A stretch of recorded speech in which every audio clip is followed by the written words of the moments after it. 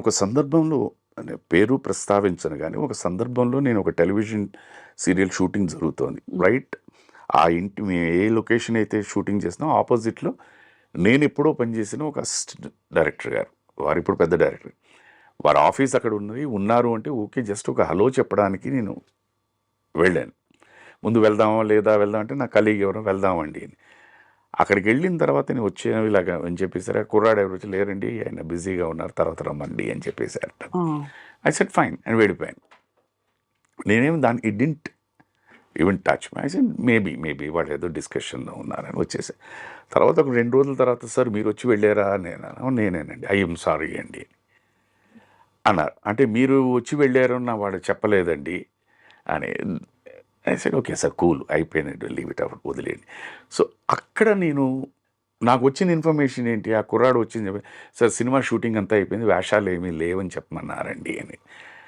So then I realized okay ఓహో ఇలా కూడా ఉంటుందేమో అందుకని వద్దు డోంట్ డిస్టర్బ్ ఎనీవన్. యాక్సిడెంటల్లీ ఎదురుపడ్డాం అనుకోండి ఎలా ఉన్నారండి బాగున్నారా కట్. అది తప్పు అంటే తప్పు, అది రైట్ అంటే రైట్, వదిలేయడమే అంతే. ఇవన్నీ చాలా చిన్న చిన్నవే విషయాలైనా కూడా కొంచెం ఇబ్బందే సార్. ఇబ్బంది అని కాదమ్మా, ఇప్పుడు అదే చెప్తున్నాను. అందుకనే నేను ఎలా తీసుకుంటాను, నేను తప్పు అని కూడాను అదే అర్థం చేసుకోవడం.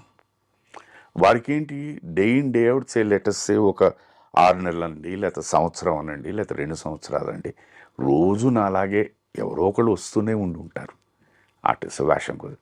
ఆయన చూసి ఆయనకి విసుకొచ్చి ఉంటుంది.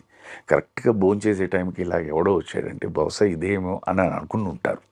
అనుకునే ప్రమాదం ఉంది. కరెక్టే అదే. సో నువ్వు అలాగా ఆలోచించావనుకోండి అది తప్పుగా అనిపించదు. దాని నుంచి నేను నేర్చుకున్న పాఠం వద్దు. కానీ ఆశ్చర్యం ఏంటంటే సార్ మీరు శైలజ గారు కొంతకాలం అవకాశాలు రాలేదన్నారు కదా, ఆ టైంలో ఇంత పెద్ద లెజెండ్ దిగ్గజం బాలుగారు ఇండస్ట్రీలో ఉన్నారు. చాలామందికి వచ్చే ప్రశ్న ఇది, వారు ఒక 2 మాటలు చెప్పేస్తే అయిపోతుంది కదా ఒక నలుగురు చెప్తే అని. అది బహుశా వారి ప్రిన్సిపల్స్కి వారు ఎవరిని ఎప్పుడు చరణ్ గారినే ఆయన ఎప్పుడు కూడా పాడించు అని చెప్పరు. అలాంటిది సార్ని తెలిసిన వాళ్ళందరికీ తెలుసు. కానీ ఈ ప్రశ్న రాక మానదు వస్తుంది. బట్ ఆయన కూడా ఇప్పుడు విచిత్రం ఏంటంటే మా ప్రశ్న ఎప్పుడు వస్తూనే ఉంటుంది. మీరు ఇప్పుడు అడిగిన దీని గురించే శైలజ గారు చెప్పారు ఇంటర్వ్యూలో, అన్నయ్య ఎవరికి రికమెండ్ చేయరని చెప్పారు. నేను చెప్పాను సార్ హిమ్సెల్ఫ్ హెస్ టోల్డ్, అవును నేను ఎవరికి చెప్పనండి నా చెల్లెలు పాడుతుందని, ఎందుకంటే వాళ్ళకి తెలుసు పాడుతుందని. అవును బాగుంది కేపబిలిటీ ఉంటుంది వాళ్ళే పిలుస్తారు. బట్ నేను అన్నగా వ్యక్తిగా ఏంటి నా మ్యూజికల్ ట్రూప్స్ నా కాన్సర్ట్స్లో నా చెల్లెల్ని తీసుకెళ్తున్నాను. ఇంతకన్నా ఇంకా ఎక్స్ప్లెనేషన్ ఏం కావాలి చెప్పాము. అది కరెక్టే సార్, అది కరెక్ట్. అంటే ఇది ఎందుకు సార్ అంటే ఏదో టాలెంట్ కోసం అని కాకుండా ఒక బేసిక్ ఒక కెరియర్ ఒక జీవిత సమస్య అయినప్పుడు దాన్ని మీరు ఎలా ఎదుర్కొని ఉంటారా, ఎన్ని ఆపర్చునిటీస్ ఎన్ని ఆప్షన్స్ని ఎక్స్ప్లోర్ చేసి ఉంటారా. 7.5 సంవత్సరాల పాటు అంటే చిన్న విషయం కాదు కదా సార్. ఎలా ఎదుర్కొన్నారు సార్ అప్పుడు మరి? దట్ ఈస్ నేను అగైన్ ఇక్కడ కూడా నేను పాజిటివ్గా ఎలా తీసుకుంటానంటే, ఇప్పుడు both of us cinema industry, నేను ఆ టైంకి రికగ్నైజ్డ్ యాక్టర్, తను కూడా రికగ్నైజ్డ్ సింగర్. ఇప్పుడు మా ఇద్దరు ప్రయాణం ఎలా తీసుకుందాం, ఆన్ వన్ సైడ్ తను బిజీ నేను బిజీ, ఓకే కలయిక or the spending of time చాలా తక్కువ ఉంటుంది.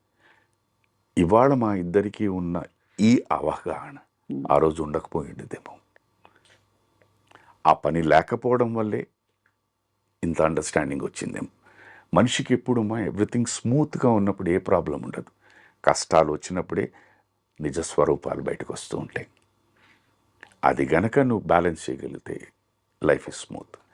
సో బహుశా మా ఇద్దరిని ఈ అండర్స్టాండింగ్ ఇలా ఉండడం కోసమే భగవంతుడు ఇది చేసాడేమో అని నేను అనుకుంటాను. ఇది ఇప్పుడు ఆఫ్టర్ థాట్ సార్. అప్పటి పరిస్థితుల్లో how did you swim through and మీ తర్వాత మీ ద్వారాలు ఎలా తెరుచుకున్నాయి?